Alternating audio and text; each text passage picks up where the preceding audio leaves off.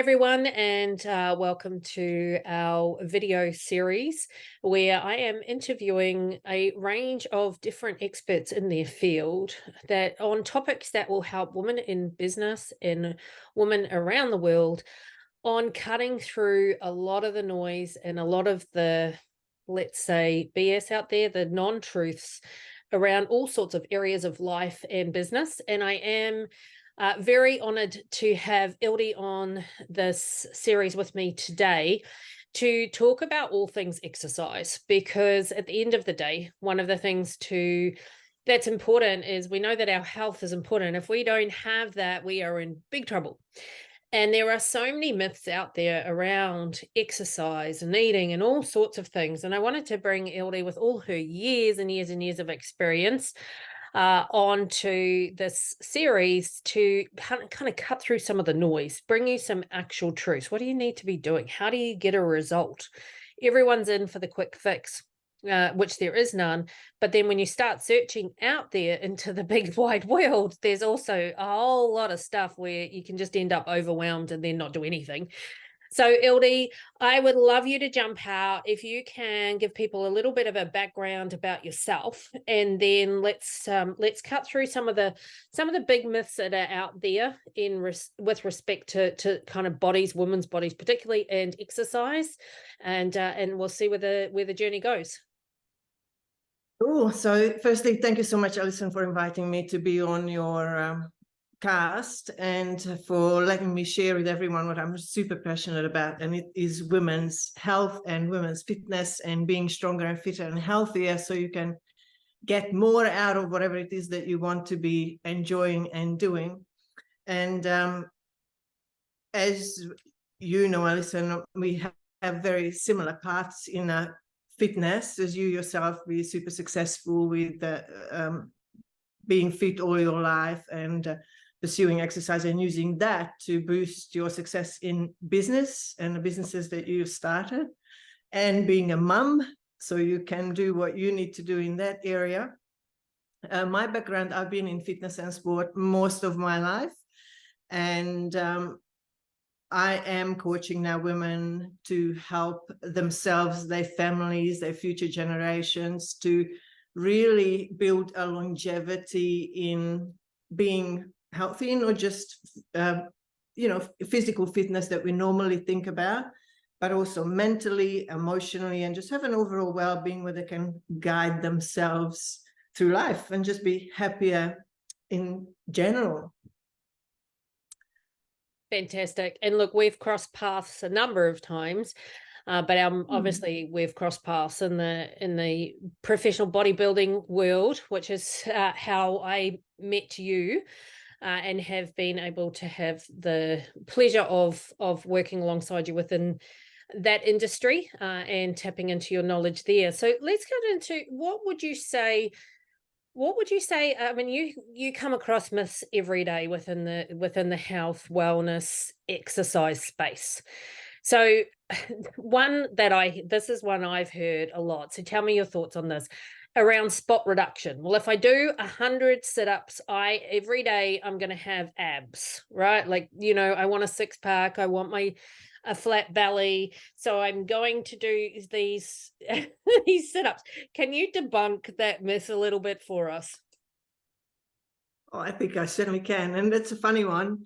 I had someone just asking me that very recently who's very closely related to me. So I had to debunk that myth pretty quickly. And yeah, this is such a common question. I don't know sometimes to giggle at it or roll my eyes because we want to find something that gives us the quick solution without having to look at a holistic approach. So the short answer is no. And you probably heard the pool example about fat reduction, whether you can, if you imagine the body fat levels on your body as a pool of water, your swimming pool, and you want to get the water out of just the left corner of your swimming pool and you start bucketing the water out of there. same as wanting to reduce the fat on your stomach. That's not going to happen. You know, the water, just like the fat level on your body, will be going down at the same rate. Now, that's not to say that there is not a shallow end and there is a deep end. There will be areas where you will see the reduction of the fat faster, but that's usually not the place where you carry the most fat. So no, you can't do enough sit-ups all day, all along for the next 20 years, and you're still not going to be seeing your abs if there's not going to be some other parts of the, you know, what need to be taken care of happening.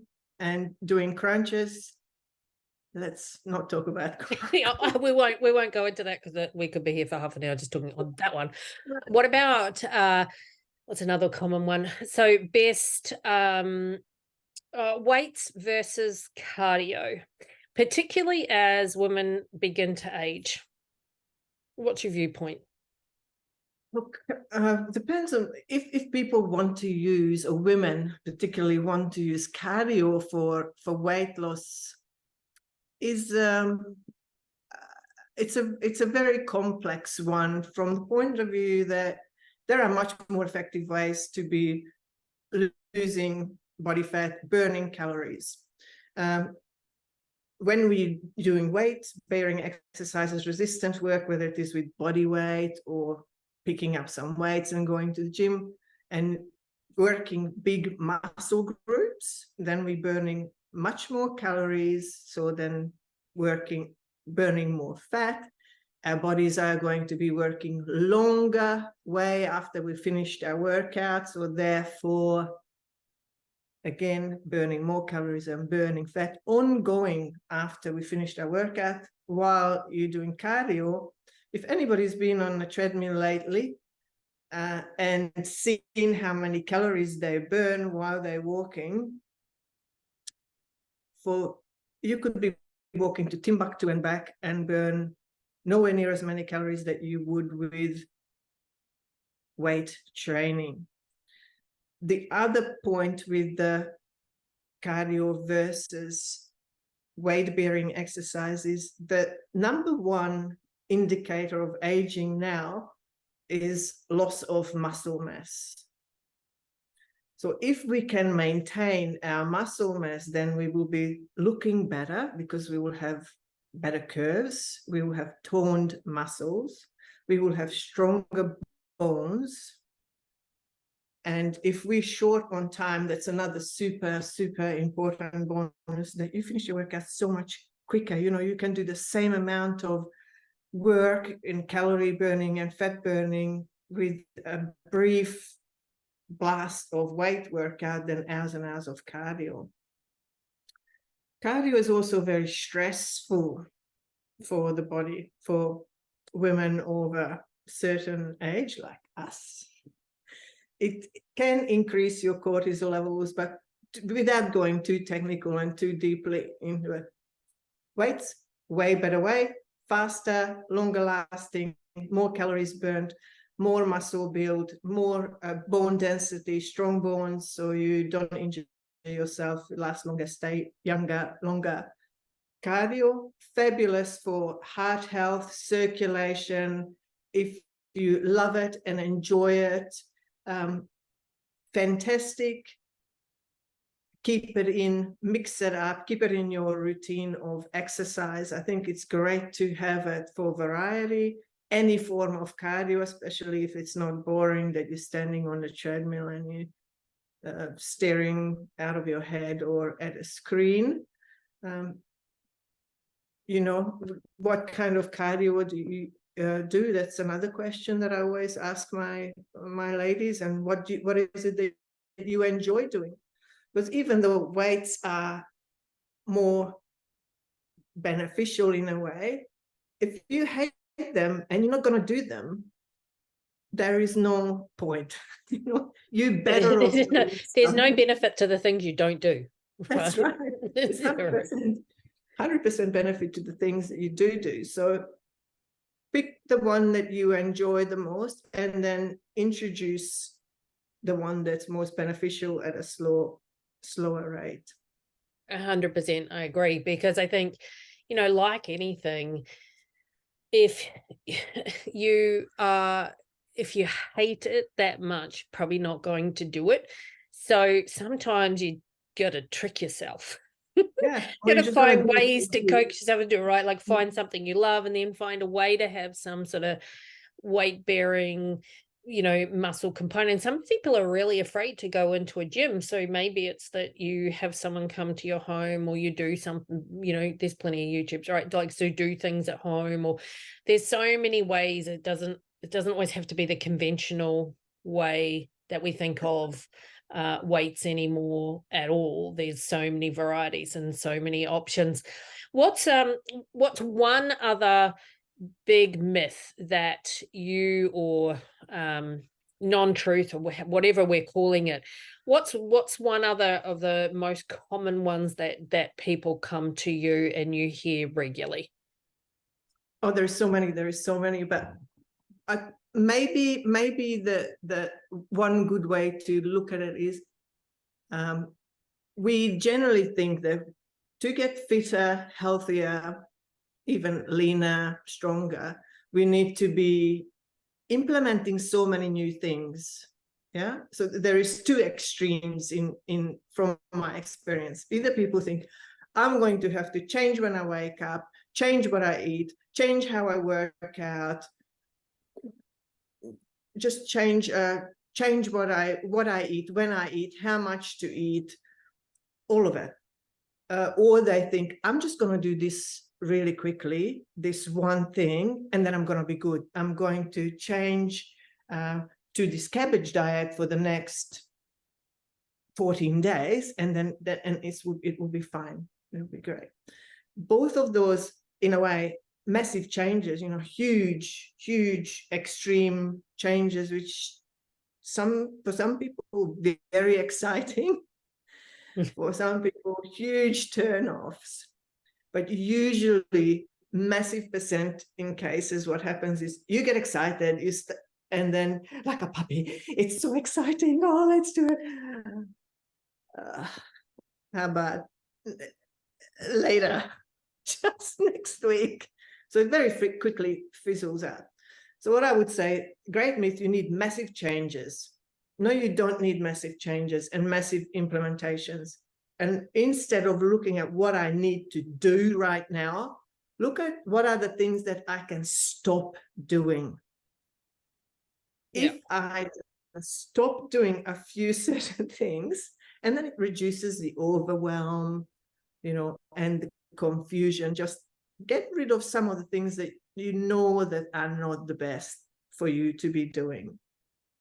And that way you already one step or two steps, or however many things you can minimize. You don't have to get rid of maybe everything, but certainly minimize. Like if you have a donut every day at lunchtime, what if you just had twice a week? Yeah, there are certain things that are detrimental to your health, so you can do elimination.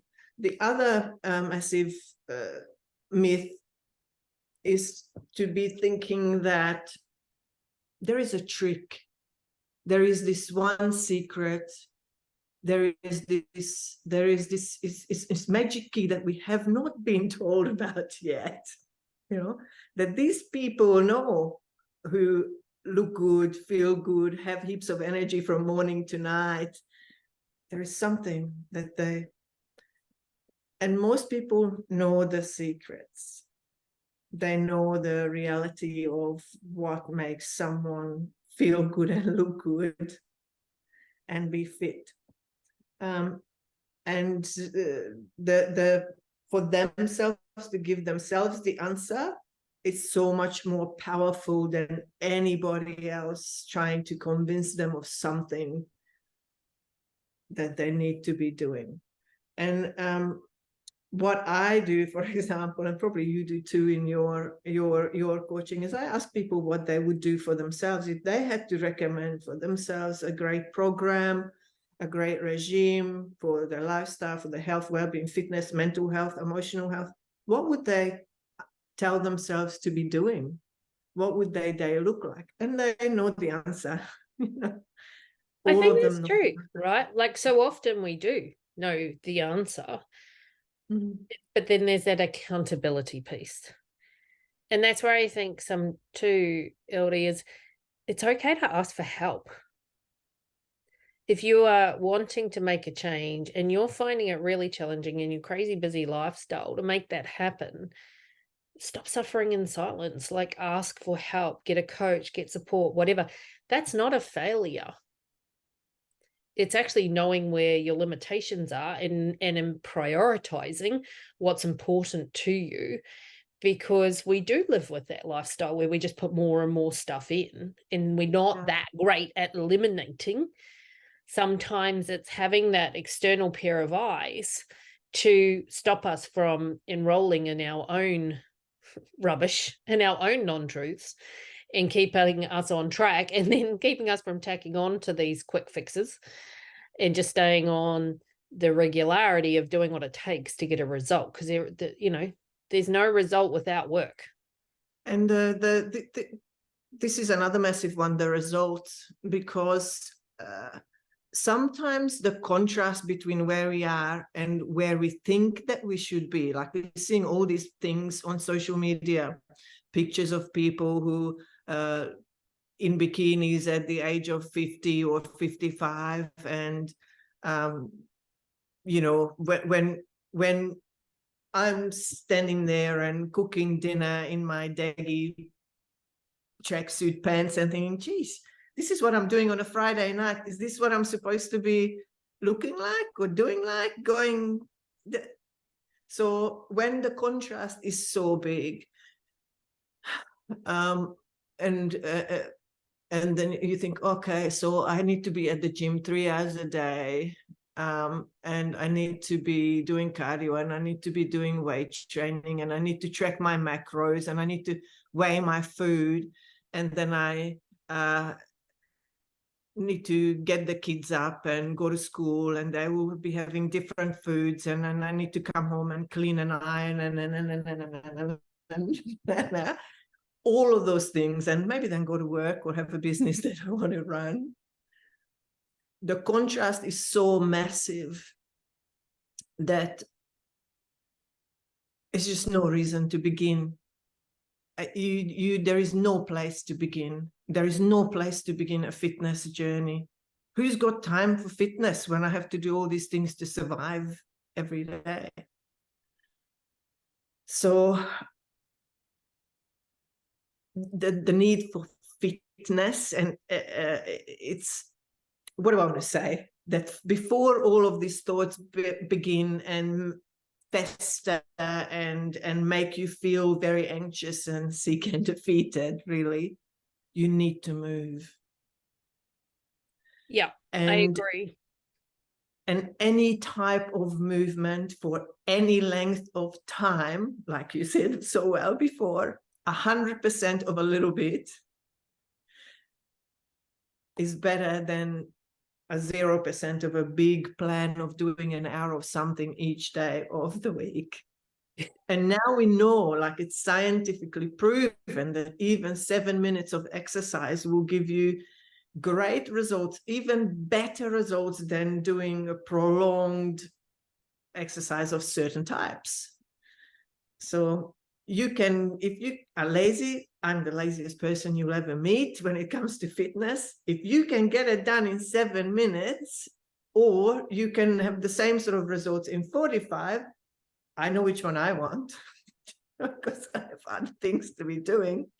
But if you believed, and this is a fact, that doing a small amount of something that gets you huffy puffy, your heart pumping, your muscles tingling, your heart rate up, you'll be so much better off than having your heart rate up from stressing yourself out about having to make time for a long exercise. Exactly. Yes. I think, long story short, from what I'm picking up, there's no magic pill, there's no quick fix. it really comes down to what are your goals, which is often something people need to clarify because they don't know. What does success with respect to health, exercise, body mean to you? And what are you actually prepared to do to get that?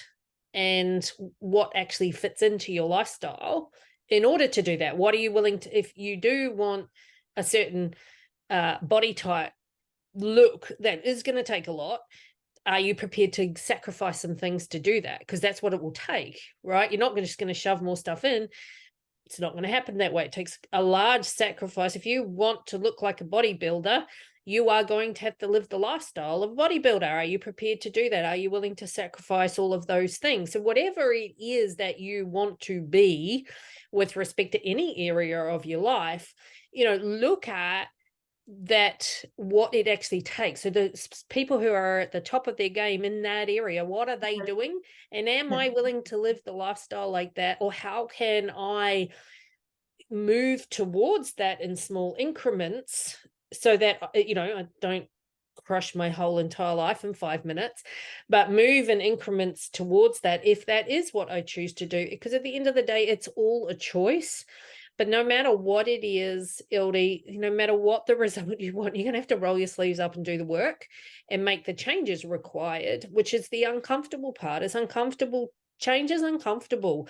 I think the other fallacy you sort of touched on a little bit as well was this idea that as well that, we look on social media and we see a certain thing.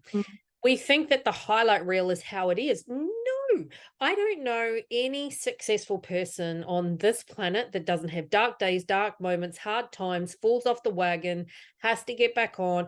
It's not successful people who create success in any area of their life. They're not up all the time.